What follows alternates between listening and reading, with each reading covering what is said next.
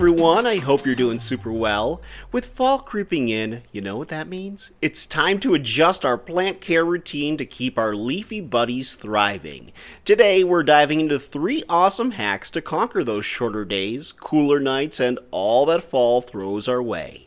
So what exactly are our plants facing as the seasons change? Think less sunlight. Shorter days equal less photosynthesis power, leading to weaker growth.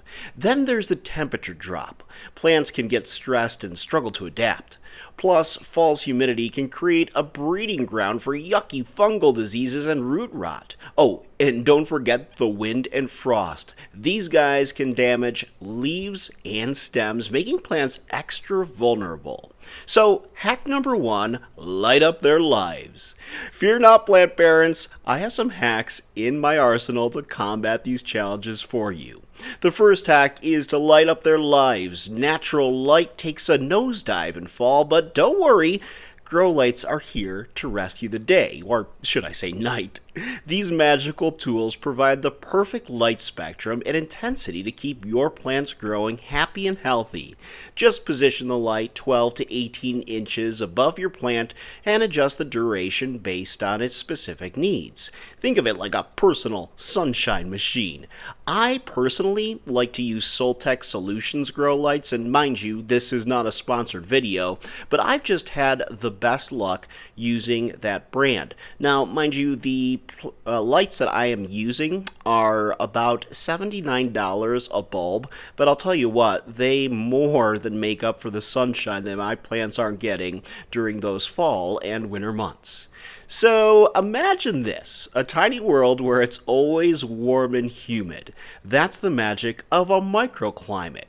Group plants together or use a cloth, like a fancy mini greenhouse, I should say, to create this perfect little ecosystem. It's basically creating a cozy little plant paradise. Not only does it protect them from chilly winds and frost, but it also traps moisture, reducing the need for constant watering. Think of it like a plant party, everyone huddled together to stay warm and happy. Hack number 3 is self-watering planters. I like to use them quite a bit. This one is a personal game changer with those self-watering planters. These bad boys have a built-in water reservoir so your plants can take a sip whenever they're thirsty. No more overwatering disasters. It's perfect for plants like ferns and peace lilies who are like their soil constantly moist. Since using them, I've seen a huge reduction in stress and disease. My plants are thriving, especially my alocasia, who are moisture lovers. Before we continue on, I was just hoping you guys could take a quick second to like this video, subscribe to my channel, and hit that notification bell so you can get more interesting plant tips just like this, and to continue seeing more fun and interesting planty content. Alright, so a few more other tips to keep in mind as you navigate the fall season. Monitor your plants closely. Keep an eye out for signs of stress like yellowing leaves or wilting. Make sure to protect them from the frost. If you live in a region with harsh frost, considering covering your plants with frost blankets. I'm here in Denver, Colorado, in the United States, and I'll tell you, our frosts during the winter can be a little bit tricky sometimes. I'm curious to know, though, where you folks live and what the conditions are like for you during the fall and winter. Please let me know in the comments below.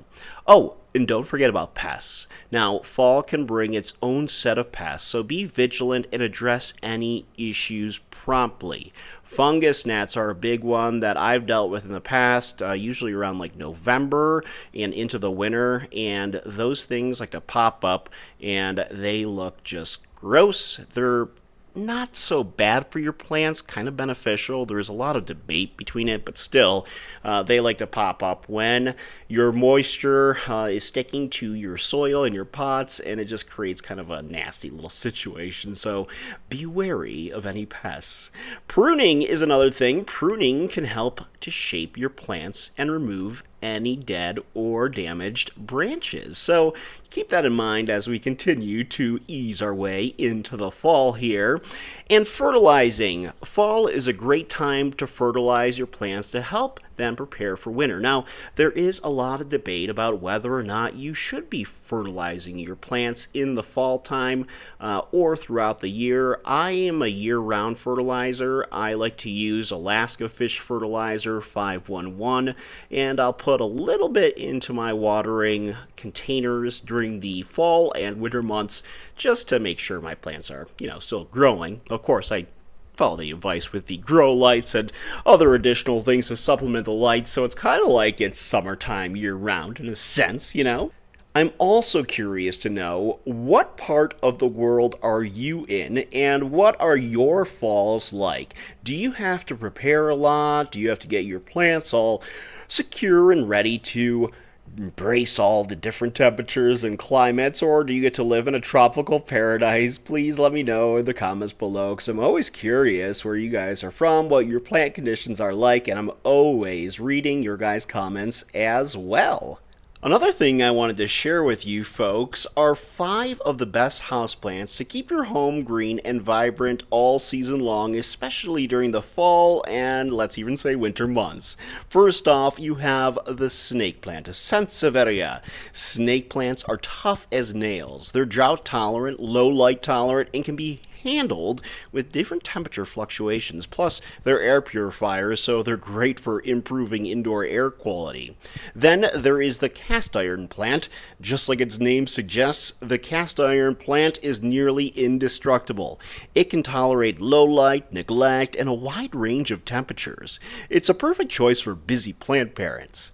How about the Boston fern? While ferns are often thought of as delicate, the Boston fern is surprisingly hardy. It thrives in humid conditions, so it's a great choice for bathrooms or kitchens. Just make sure to keep it away from cold drafts, and you will certainly want that humidity with it. Peace lilies. Peace lilies are not only beautiful, but they're also really easy to care for. They prefer bright, indirect light and moderate humidity. They're also known for their ability to purify the air, just like the snake plant. Pothos. Pothos are a versatile plant. They can grow in various conditions. Super easy plant. It's tolerant of low light and can be trained to climb or trail. Plus, it's a great choice for beginners because it's easy to care for.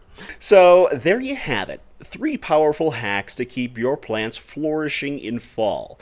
Remember, every plant is different, so adjust your care routine based on their specific needs. Don't be afraid to experiment and adapt. Let me know in the comments below what fall plant challenges that you're facing, and for more indoor plant goodness and plenty fun like this, check out my video on my low maintenance plants for beginners, because that'll definitely intrigue you, especially if you're just getting into plant parenting. And if you haven't already, please like this video, hit the subscribe button, and hit that notification bell for more fun and interesting planty content just like this. Until next time, I'll see you guys in the next video.